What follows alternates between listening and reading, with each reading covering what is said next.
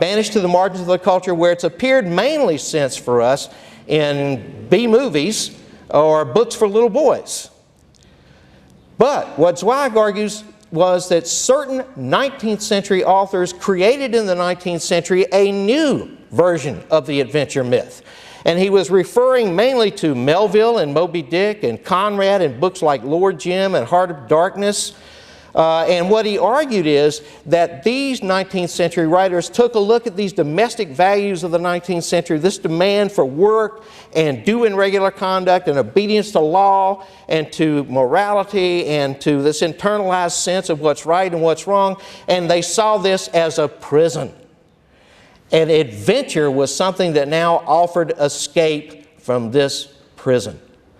Their adventurers were usually rebels against the established order or criminals who turned on the established order and sought escape from this prison that they found themselves in. Zweig also argues that the philosopher for this new adventure myth was Nietzsche, who essentially attacked these domestic values and argued that the philosopher should be a kind of adventurer who was seeking experience beyond conventional morality, beyond domestic values, beyond good and evil. What I've done as a scholar is, in my more recent work, is I've traced this new adventure myth, this philosophy of adventure that emerged among these 19th century writers to its place in our current culture. And the people that I found these ideas reoccurring with are Oliver Stone, who gave us the movie Platoon, JFK, and Natural Born Killers. The screenwriter John Milius, who gave us Apocalypse Now and Dirty Harry. And the scholar Camille Paglia, who has given us a feminist version of this adventure myth.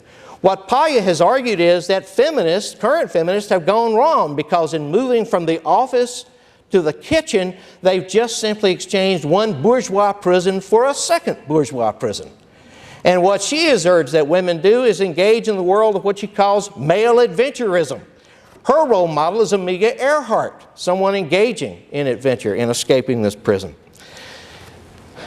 There is a philosophical orientation to this new adventure myth. If you look at this adventure philosophy, Edward Abbey has said that what the adventure becomes in this myth is a return to the primordial. What you're doing is returning to an earlier stage of human development. You're leaving civilization behind, a civilization now seen as a prison, and you're regressing to the savage, or even beyond that, to the animal. And what that means is that there's a certain view of nature in this philosophy of adventure and a certain view of human nature. Human beings are seen as part of nature. First of all, let me be clear that if you look at how this philosophy views human beings, it views them essentially as animals, as part of nature. Camille Paglia has talked about the theory of human nature associated with this philosophy of adventure. This philosophy of adventure rejects the philosophy of John Locke, which was so prevalent in the early 19th century. Locke argued that human beings have no innate nature. When we're born, our minds are like blank slates. There is nothing there. So we are all shaped by our environments. If we have a good environment, you'll get a good person. A bad environment produces a bad person. Rousseau took this thinking and carried it one step further. He argued that human beings were naturally good. And it is society that corrupts human beings and produces evil human beings.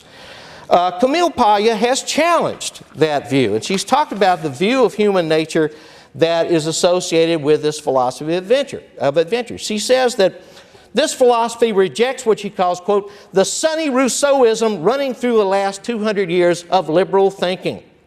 Rousseau rejects original sin, Christianity's pessimistic view of man born unclean with a propensity for evil. Rousseau's idea, derived from Locke, of man's innate goodness led to social environmentalism, now the dominant ethic of American human services, penal codes, and behaviorist therapies. It assumes that aggression, violence, and crime come from social deprivation, a poor neighborhood, or a bad home. Instead, what Paglia argues is, quote, the dark tradition of Sade, Darwin, Nietzsche, and Freud is more truthful about human perversity. It is more accurate to see primitive egotism and animality ever simmering behind social controls than to predicate purity and innocence ravaged by corrupt society.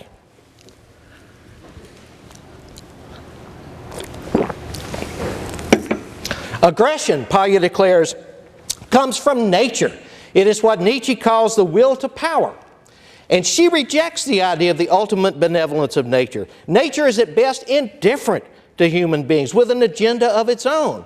She goes on to say, in nature, brute force is the law, a survival of the fittest. Nature is a Darwinian spectacle of the eaters and the eaten. Getting back to nature would be to give free rein to violence and lust. She goes on to say that man's latent perversity comes from what biologists call man's reptilian brain, the oldest part of our central nervous system, killer survivor of the archaic era. Unlike Rousseau, who believes that human beings are innately good and society corrupts them, Paglia argues, quote, society is not the criminal, but the force that holds crime in check. When social controls weaken, man's innate cruelty bursts forth. But the question for us is, if in fact society is the civilizing force and it's holding our animality in check, where does this civilizing force come from? And the answer for the philosophy of adventure is it comes from within us also, because we have a dual nature. The position they take is we all have animal instincts, but we also have civilizing instincts. They are both within us. To illustrate that, let me turn to the novelist Thomas Harris, who created the serial killer Hannibal Lecter in Red Dragon and Silence of the Lambs. Thomas Harris is a guy whose ideas are coming out of this philosophy of adventure. And at the end of Red Dragon, what he has is his detective hero going out to the battlefield at Shiloh, where Confederates and Yankee soldiers slaughtered each other in huge numbers in 1862. And he's contemplating that battlefield and the slaughter that took place there. And he sees a chicken snake lying in the road, has been run over by a car, and the snake is writhing in agony. But he looks out and he sees the beauty of this battlefield that this slaughter has taken place on, and this snake is in so much agony on. And what he sees is there's beauty in nature. But nature is also indifferent to our suffering. And he calls it the green machine. And Harris goes on to say, in the green machine, there is no mercy. We make mercy, manufactured in the parts that have overgrown our basic reptile brain. There is no murder. We make murder, and it matters only to us. That is to say, we have the ingredients in us to be murderers, but we have the ingredients in us to create mercy and compassion and justice, and both of these are innate in us in this view. There is, though, in this philosophy of adventure, a real ambivalence toward civilization and what it does for us and how it holds animality and brute force in check. On the one hand, there is this, one problem is this sense that it's a prison that we've been trapped in by society and the way it holds us in check. And at worst, society can become totalitarian. But there's a second criticism that this philosophy of adventure makes. And that second criticism is we created societies that attempt to hold our animal natures in check, but we've not been completely successful. I want to turn to Oliver Stone, and this is what Oliver Stone has had to say about it. We have in us the killer brain, but we also have a culture that has moved us away from that violence. Yet we still seem to possess the remnants of the old brain in all aspects of our culture, up to and including war made by respectable men in establishment positions. The remnants of the killer brain are still there in our culture for Stone, in our society. War, organized crime, capitalism are all remnants of that old reptile brain for him. And finally, there's a third concern that people in this philosophy of adventure have about civilization and its results. And it's a feeling that somehow in becoming civilized, we've given up a lot of valuable things about us as animals. To go back to John Melius, this is what Melius has to say. He says, I believe the animal instincts in people are the better part of them, and that the civilizing instincts are often the worst part of them.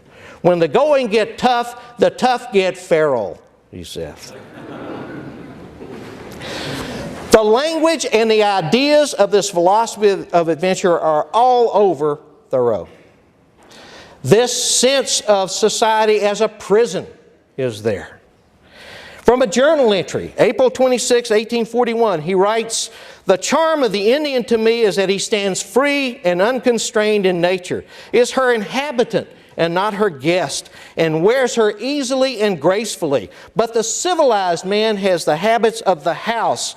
His house is a prison in which he finds himself oppressed and confined, not sheltered and protected. In fact, at the end of that passage in the journal, he writes, it is a great art to saunter. And in fact, that's clear that that journal entry is associated with his thinking that goes into his essay, Walking. That in fact, walking for him is the escape from this prison. What the South Seas were to Melville and Conrad in their adventure, walking in the woods was to Thoreau in his. In fact, he says in Walking, when you go for a walk, quote, go forth in the spirit of undying adventure. He has a clear sense that this is adventure he's engaged in. In Walking, he refers to our ancestors as savages, and what he says is the great civilizations are the ones who have managed to remain closest to their primitive roots. He, in fact, criticizes the English for having moved too far from their primitive roots. He criticizes English literature.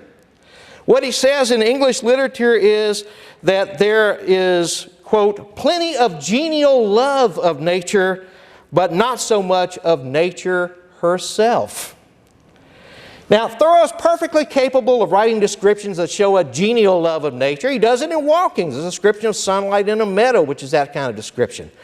But I think at bottom his view of nature is not that.